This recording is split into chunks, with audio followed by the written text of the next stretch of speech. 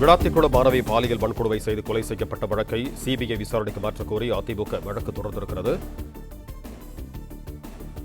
இது தொடர்பான கூடுதல் விவரங்களோடு இணைகிறார் எமது செய்தியாளர் சரவணன். வணக்கம் சரவணன், உங்களிடம் இருக்கும் தகவல்களை சொல்லுங்க. தூத்துக்குடி மாவட்டம் விளாத்திக்குளத்துல +2 மாணவி பாலியல் வன்கொடுமை செய்து கொலை செய்யப்பட்டதாக புகார் அளிக்கப்பட்ட அந்த வழக்கு, இந்த மாணவி கொலை செய்யப்பட்டு 6 நாட்களாகியும் இதுவரை குற்றவாளி கைது செய்யப்படவில்லை. குற்றவாளி ஒருவரோ அல்லது ஒன்றுக்கும் மேற்பட்டவரோ என்பது கூட இன்னும் உறுதி செய்யப்படவில்லை என்று போலீசார் தரப்புல சொல்லப்படுகிறது. இந்த நிலையில சென்னை உயர்நீதிமன்றத்தினுடைய மதுரை அமர்வில் அதிமுக சார்பில் தொடர்ந்த அந்த வழக்கு விசாரணையை மாற்றுவது தொடர்பாக தொடரப்பட்ட அந்த வழக்குல நீதிமன்றம் இன்றைய தினம் நடத்திய விசாரணையில பல்வேறு கேள்விகள் இந்த வழக்கு தொடர்பாக முன்வைக்கப்பட்டிருக்கிறது. நீதிபதி பல்வேறு கருத்துக்களையும் முன்வைத்திருக்கிறார். இந்த வழக்கை பொறுத்தவரை கொலை வழக்கு துவக்கத்தில் போலீசார் அலட்சியமாக செயல்பட்டுள்ளனர் என்று உயர்நீதிமன்ற நீதிபதிகள் அதில் அதிருப்தி தெரிவித்திருக்கிறார்கள். மாணவி மாயம் என்பது ஒரு சாதாரணமான புகார் இல்லை என்றும் இதில் அலட்சியமாக அவர்கள் செயல்பட்டிருக்கிறார்கள் என்றும் நீதிபதிகள் தெரிவித்திருக்கிறார்கள். மாணவி மாயமான முதல் நாளே போலீசார் வழக்கு பதிவு செய்யாதது ஏன் என்றும் அவர்கள் கேள்வி எழுப்பியிருக்கிறார்கள். வழக்கு பதியாத ஆய்வாளரை வெறும் சஸ்பெண்ட் செய்தால் மட்டுமே போதாது என்றும் குறிப்பிட்டு நீதிமன்றம் அலட்சியமாக செயல்பட்ட போலீசார் மீது கடும் நடவடிக்கை தேவை என்று அதில் அறிவுறுத்தியிருக்கிறார்கள். இது தொடர்பாக ஏற்கனவே குளத்தூர் மகளிர் காவல் நிலைய ஆய்வாளர் பிரவீனா சஸ்பெண்ட் செய்யப்பட்டிருந்தார். அவற்றை சுட்டிக்காட்டிதான் நீதிபதிகள் நீதிமன்றம் கூறியிருக்கிறது. வழக்கு பதியாத ஆய்வாளரை சஸ்பெண்ட் செய்தால் மட்டும் போதாது, அலட்சியமாக செயல்பட்ட இந்த காவல்துறையினர் மீது கடும் நடவடிக்கை தேவை என்று குறிப்பிட்டிருக்கிறார்கள். அதே போன்று விளாத்திக்குளம் மாணவி இந்த கொலை வழக்குல கொலை செய்யப்பட்ட அந்த வழக்கை சிபிஐக்கு விசாரணைக்கு மாற்ற கோரிய இந்த வழக்கில் தான் அதிமுக தொடர்ந்து அந்த வழக்கில் தான் தொடர்ந்து இந்த விசாரணை என்பது நடத்தப்பட்டிருக்கிறது. மதுரை அமர்வுல அதிமுக சார்பில் தொடரப்பட்ட அந்த வழக்கு உயர்நீதிமன்ற மதுரை அமர்வுல சதீஷ்குமார் ஜோதிராமன் முன்பாக இந்த விசாரணைக்கு வந்தது. இதில் சிறுமியினுடைய அந்த மாணவியினுடைய பெற்றோர் தரப்பிலும் ஆஜராயிருக்கிறார்கள். அதுல தங்களது மகள் மாயமான மார்ச் 10ஆம் தேதியே தூத்துக்குடி குளத்தூர் காவல் நிலையத்தில் புகார் அளிக்கப்பட்டது என்பதை அவர்களும் குறிப்பிட்டிருக்கிறார்கள். ஆனால் புகாரை வாங்காமல் விளாத்திக்குளம் மகளிர் காவல் நிலையம் செல்லுமாறு குளத்தூர் போலீசார் கூறினார்கள் என்று சிறுமியின் தந்தை மாணவியினுடைய தந்தை குறிப்பிட்டிருக்கிறார். மார்ச் 11ஆம் தேதி குளத்தூர் காவல் நிலையம் சென்றபோது வழக்கு பதிவு செய்ய மறுத்துவிட்டனர் என்றும் அங்கு மாணவியினுடைய தந்தை தெரிவித்திருக்கிறார். எனது மகளின் சடலத்தை மீட்ட பிறகுதான் விளாத்திக்குளம் காவல் நிலையத்தில் போலீசார் வழக்கு பதிவு செய்தனர். அதாவது 10ஆம் தேதி மாலை காணாமல் போன அந்த சிறுமி மறுநாள் மாணவி மறுநாள் மாலைதான் சடலத்தை மீட்டார்கள். அதுவரை வழக்கு பதிவு செய்யவில்லை. புகாரை முதலில் வாங்காமல் அலட்சியம் செய்தார்கள் என்று மாணவனுடைய தந்தை குறிப்பிட்டிருக்கிறார். உடலை மீட்ட பிறகுதான் வழக்கு பதிவு செய்தார்கள் என்று நீதிமன்றத்திலே அவர் குறிப்பிட்டிருக்கிறார்.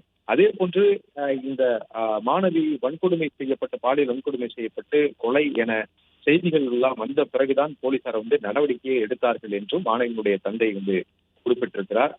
தனது மகளினுடைய மரணத்திற்கு நீதி கேட்டு போராட்டம் நடத்திய பிறகுதான் தூத்துக்குடி எஸ்பி சம்பவ இடத்திற்கே வந்தார் என்றும் மாணவியினுடைய தந்தை நீதிமன்றத்திலே குறிப்பிட்டிருக்கிறார். மார்ச் 10ஆம் தேதியே போலீசார் நடவடிக்கை எடுத்திருந்தார், தனது மகளை காப்பாற்றி இருக்கலாம் என்று மாணவியினுடைய தந்தை நீதிமன்றத்திலே குறிப்பிட்டிருக்கிறார். புகாரை உரிய முறையில் விசாரிக்காத விளாத்திக்குளம் காவல் ஆய்வாளர் சஸ்பெண்ட் செய்யப்பட்டார் என்பதை அரசு தரப்புல அப்பொழுது நீதிமன்றத்திலே குறிப்பிட்டார்கள். அதற்கு பிறகுதான் நீதிமன்றமும் இது நீதிபதிகள் அதில் குறிப்பிட்டு இது போன்ற அலட்சியமாக செயல்பட்டிருக்கும் பொழுது ஒரு மாணவி காணவில்லை என்று புகார் அளித்திருப்பதை உடனடியாக நடவடிக்கை எடுக்காமல் அலட்சியம் காட்டியிருக்கிறார்கள். வெறும் சஸ்பெண்ட் நடவடிக்கை மட்டுமே போதாது, இது கடுமையான நடவடிக்கையை மேற்கொள்ள வேண்டும் என்று நீதிபதிகள் அவருடைய கருத்தை தெரிவித்திருக்கிறார்கள். அதே போன்று தமிழக அரசு தரப்புல புகாரை அலட்சியம் செய்த காவல்துறையினர் மீது உரிய நடவடிக்கை எடுக்கப்பட்டிருக்கிறது என்பதை அவர்கள் நீதிமன்றத்திலே தெரிவித்திருக்கிறார்கள். மேலும் கொலை செய்யப்பட்ட மாணவியினுடைய DNA மாதிரிகள் சேகரிக்கப்பட்டு ஆய்வுக்கு அனுப்பி வைக்கப்பட்டிருப்பதாகவும் தெரிவித்திருக்கிறார்கள். அதே போன்று காவல்துறையினர் நீதிமன்றத்தை அணுக வேண்டாம் என்று அச்சுறுத்தியதாக மாணவியினுடைய தந்தை ஒரு புகாரை நீதிபதிகள் முன்னிலையில அவர் தெரிவித்திருக்கிறார். காவல்துறையினர் அச்சுறுத்தியது தொடர்பான ஆவணங்கள் எதுவும் இருந்தால் அவற்றை தாக்கல் செய்ய வேண்டும் என்று நீதிபதிகள் குறிப்பிட்டிருக்கிறார்கள். எஸ்பி தலைமையில காவல் ஆய்வாளர் விசாரணை செய்து வருவதாகவும் 10 தனிப்படைகள் விசாரணை நடத்தி வருவதாகவும் தமிழக அரசு இந்த வழக்கில் மேற்கொண்டு வருவதாக தமிழக அரசு நீதிமன்றத்திலே தெரிவித்திருக்கிறது. தற்போதைய சூழல்ல போலீசார் உரிய முறையில் விசாரணை நடத்தி வருகின்றனர் என்றும் நீதிபதிகள் குறிப்பிட்டிருக்கிறார்கள். அதற்கு ஆரம்பத்துல வழக்கினுடைய ஆரம்பத்துல அவர்கள் முறையாக விசாரிக்கவில்லை, புகாரை பெறவில்லை என்ற விஷயங்களை எல்லாம் நீதிபதிகள் சுட்டிக்காட்டி அவற்றை கண்டித்ததோடு கடுமையான நடவடிக்கை எடுக்க வேண்டும் என்று குறிப்பிட்டிருந்தார்கள். ஆனால் தற்போதைய சூழலில் உரிய முறையில் விசாரணை நடத்தப்படுவதாக நீதிபதிகள் தெரிவித்திருக்கிறார்கள். காவல்துறையினர் முன்கூட்டியே நடவடிக்கை எடுத்திருந்தால் சிறுமியை காப்பாற்றி இருக்கலாம் என்பதை நீதிபதிகளும் சுட்டியிருக்கிறார்கள். அதாவது ஒரு மாணவியுடைய தந்தை கூறுவது போல நீதிபதிகளும் அவற்றை சுட்டி பேசியிருக்கிறார்கள். காவல் ஆய்வாளரை பணியிடம் நீக்கம் செய்தது மட்டும் போதாது என்று நீதிபதிகள் ஒரு கருத்தை தெரிவித்திருக்கிறார்கள். அதே போன்று புகாரை அலட்சியம் செய்த காவல்துறையினர் மீது கடுமையான நடவடிக்கை எடுக்க வேண்டும் என்றும் குறிப்பிட்டிருக்கிறார்கள். மாணவியை காணவில்லை என்பது ஒரு முக்கியமான புகார். காவல்துறையினர் அலட்சியத்துடன் செயல்பட்டிருக்க கூடாது என்றும் இந்த விவகாரத்தில் ஆரம்ப நிலையில் காவல்துறையின் மேற்கொண்டிருந்த நடவடிக்கை செயல்படாத அந்த முறையை அவரை சுட்டிக்காட்டி அதிர்ச்சி தெரிவித்திருக்கிறார்கள் நீதிபதிகள். மாணவியினுடைய தந்தையும் இது தொடர்பாக பல்வேறு குற்றச்சாட்டுகளை நீதிமன்றத்திலே தெரிவித்திருக்கிறார். குறிப்பாக காவல்துறையினர் நீதிமன்றம் செல்ல வேண்டாம் என்று அச்சுறுத்தியதாக தெரிவித்திருக்கிறார். எனவே அது தொடர்பான ஆவணங்களை நீதிமன்றத்திலே தாக்கல் செய்யவும் நீதிபதிகள் அறிவுறுத்தி இருக்கிறார்கள்.